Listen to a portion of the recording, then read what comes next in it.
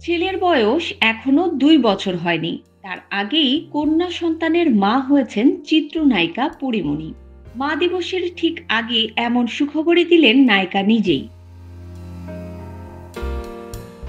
বরাবরই আলোচনার কেন্দ্রবিন্দুতে থাকা এই অভিনেত্রী রাজের সঙ্গে তার বিয়ে ভেঙে যাওয়া নিয়েও কম বিতর্কিত হননি। ছেলে পদ্মর বয়স তখন ১ বছর হয়নি যখন রাজের সাথে তার বিচ্ছেদ ঘটে। এরপর বড়সড় ঝড় বয়ে যায় নায়িকার জীবনে। তিনি হারিয়েছেন তার একমাত্র অভিভাবক, তার নানুকে। একমাত্র পুত্র পদ্মকে ঘিরেই আবর্তিত পুরীর জগৎ। এই পৃথিবীতে আরও একটি জীবন যোগ হয়েছে। কন্যা সন্তানের মা হয়েছেন এই লাস্যময়ী অভিনেত্রী। মেয়ের নাম প্রকাশ্যেও এনেছেন এই নায়িকা, শরীফা সুলতানা প্রিয়ম। বয়স সবে ৬ দিন। পদ্মর পাশে পরীমণির ঘর আলো করে রয়েছে প্রিয়ম।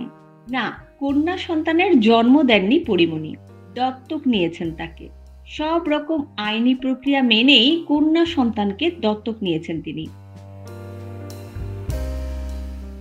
পরীমণি জানিয়েছেন, কোলে যখন নেই মনে হয় আমার নাভি কেটেই ও এসেছে।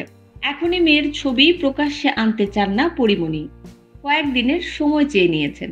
এই সব পোস্ট আসলে তার নতুন প্রেমিক নয়, বরং মেয়েকে ঘিরে ছিল।